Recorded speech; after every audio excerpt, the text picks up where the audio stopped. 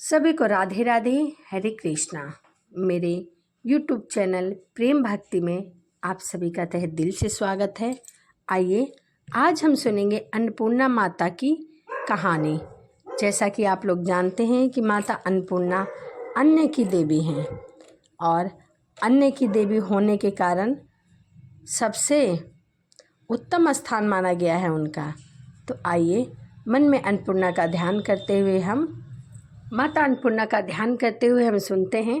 माँ अन्नपूर्णा का महाव्रत मार्गशीर्ष मास के कृष्ण पक्ष की पंचमी से आरंभ होता है और मार्गशीर्ष शुक्ल षष्ठी को समाप्त होता है, यानी कि अघन मास के कृष्ण पक्ष की पंचमी को शुरू होता है और षष्ठी को समाप्त होता है। एक समय की बात है कि काशी नगरी में धनंजय नाम का एक व्यक्ति रहता था।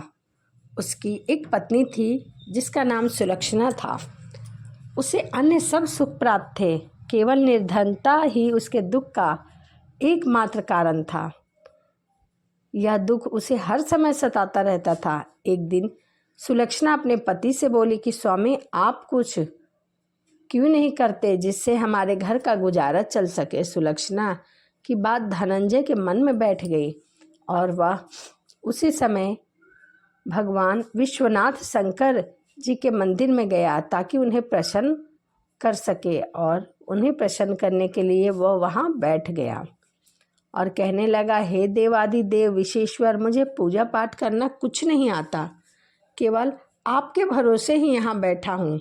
इतनी विनती करके वह 2-3 दिन तक भूखा प्यासा वहीं बैठा रहा। यह देखकर भगवान शंकर ने उसके कान में 3 बार अन्नपूर्णा अन्नपूर्णा अन्नपूर्णा कहा। तभी धनंजय ने कहा कि यह अन्नपूर्णा कौन है। इसी सोच में वह पड़ गया। मंदिर के बाहर आया। मंदिर के बाहर उसने ब्राह्मणों को देखा। ब्राह्मणों से उसने पूछा कि हे पंडित जी, यह अन्नपूर्णा कौन है। ब्राह्मण ने कहा कि तू अन्न छोड़कर बैठा है, इसीलिए तुझे हर जगह अन्नपूर्णा ही सूझ रही है। जा, घर जा और थोड़ा सा जल पानी ग्रहण कर ले। धनंजय अपने घर की ओर चल पड़ा। स्त्री से सारी बात कही। वह बोली, नाथ चिंता मत करो, तुम्हें स्वयं शंकर जी ने यह मंत्र दिया है, वह स्वयं ही खुलासा करेंगे, आप फिर जाकर उनकी आराधना करो। धनंजय फिर जैसा का तैसा पूजा पर बैठ गया। रात्रि में शंकर जी ने आज्ञा दी, कहा तू पूर्व दिशा की ओर चला जा, वहाँ पर अन्नपूर्णा माता का जाप करता हुआ रास्ते में जाना, फल खाते हुए जाना, झरनों का पानी पीते हुए जाना। इस प्रकार कितने ही दिन तक चलता गया। वहाँ उसे एक चांदी सी चमकती वन की शोभा देखने को मिली। सुंदर सरोवर देखने को मिला। उसके किनारे कितनी ही अप्सराएं झुंड बनाए बैठी थी और वहाँ पर सब मिलकर कथा सुन रही थी। माँ अन्नपूर्णा इस प्रकार बार बार कहती। यह अगहन मास की उज्जैली रात्रि थी और आज से ही व्रत का आरंभ था। जिस शब्द की खोज करने वह निकला था वह वहाँ उसे अप्सराओं के मुख से सुनने को मिला। धनंजय ने उसके पास जाकर पूछा कि हे देवियों, क्या आप जानती हैं कि अन्नपूर्णा कौन है और आप लोग यह सब क्या कर रही हैं। उन सब ने कहा कि हाँ, हम सब माँ अन्नपूर्णा का ही व्रत करती हैं। धनंजय ने पूछा कि व्रत पूजा करने से क्या होता है, यह किसी ने किया भी है या नहीं, इसे कब किया जाए, कैसा व्रत है और कैसी विधि है, मुझे भी विस्तार पूर्वक बतलाओ। ऐसा कहने लगी, इस व्रत को सब कोई कर सकते हैं। 21 दिन तक यह चलने वाला व्रत है। 21 गांठ का सूत लेना चाहिए। 21 दिन यदि ना बने तो 1 दिन भी उपवास करो। यह भी ना बने तो केवल कथा सुनकर ही प्रसाद ग्रहण कर लो।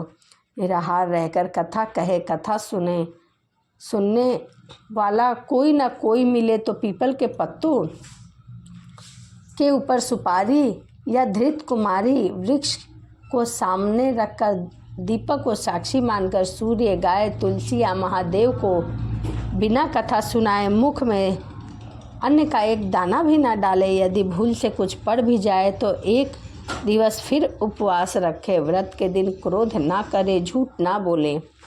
धनंजय बोला, इस व्रत के करने से क्या होता है? वह कहने लगी कि इसके करने से अंधे को नेत्र मिलता है, अनपढ़ पढ़ जाता है, निर्धन को धन मिलता है, बांझन को पुत्र मिलता है।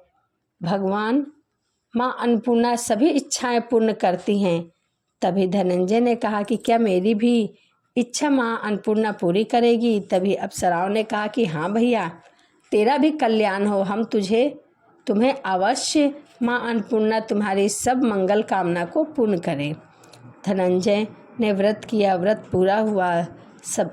तभी सरोवर में से 21 खंड की सुवर्ण सीढ़ी हीरा मोती जड़ी हुई वहीं प्रकट हुई।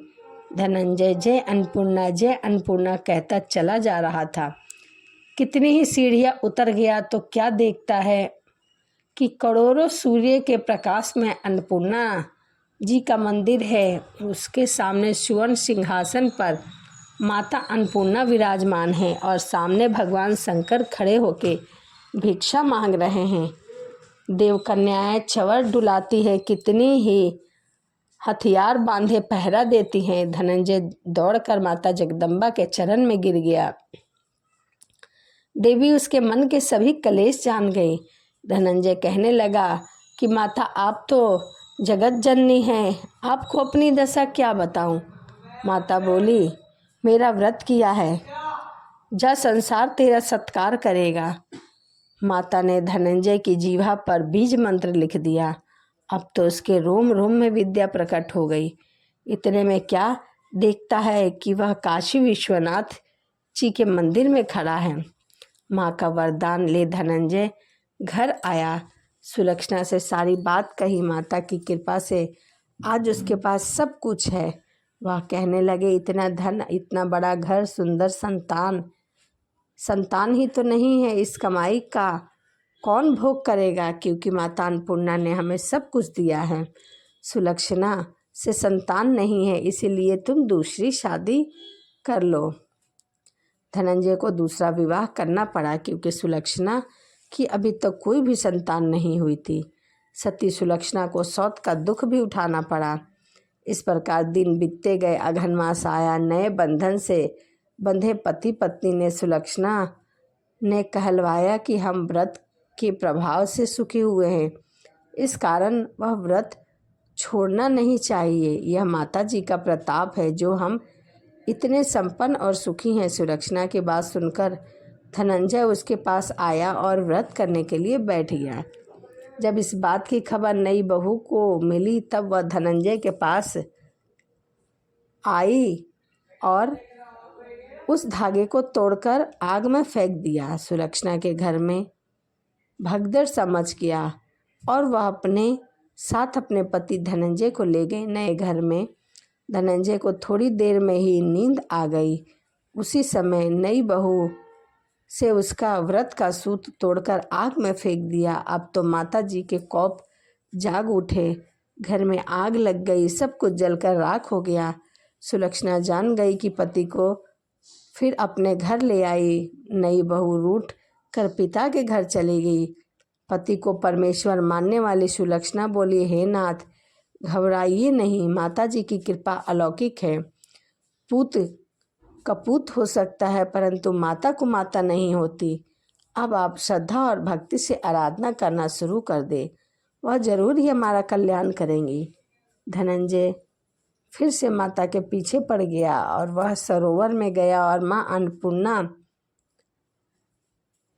कहकर वहीं उतर गया। वहाँ जा माता जी के चरणों में गिरकर रोने लगा। माता प्रसन्न होकर बोली, यह मेरी स्वर्ण की मूर्ति ले, इसकी पूजा कर, फिर तू सदैव सुखी रहेगा, मेरा आशीर्वाद तुझे प्राप्त होगा। तेरी स्त्री सुलक्षणा ने श्रद्धा से मेरा व्रत किया है, मैंने उसे पुत्र रत्न दिया है।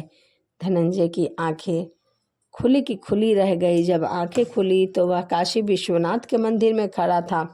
फिर उसी प्रकार अपने घर आया।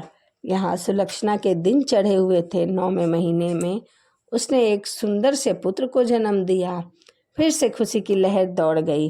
इस प्रकार उसी गांव के निसंतान सेठ के पुत्र होने पर उसने माता अन्नपूर्णा का मंदिर बनवा दिया। उससे में माता जी की धूमधाम से पूजा होने लगी। यज्ञ हुआ, धनंजय को मंदिर का आचार्य पद नियुक्त कर दिया गया। इससे मंदिर में जो भी दान दक्षिणा आता था उससे धनंजय का घर चलता था। धनंजय स्त्री पुत्र सहित वहाँ रहने लगे। माता जी के चढ़ावे भरपूर चढ़ने लगे। और सुलक्षणा ने यह सुना कि छोटी बहू के घर में चोरी हो गई है और वह भीख मांगकर खा रहे हैं, तो उसने अपने घर में उसे बुला लिया और रहने खाने वस्त्र सभी चीज़ का प्रबंध किया।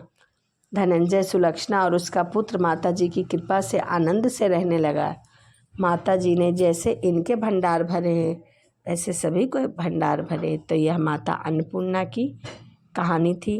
वीडियो कैसी लगी ज़रूर बताइएगा कमेंट करके। तो चलिए इसी के साथ वीडियो को यहीं समाप्त करते हैं और मिलते हैं अगली वीडियो में। सभी को राधे राधे, हरे कृष्णा।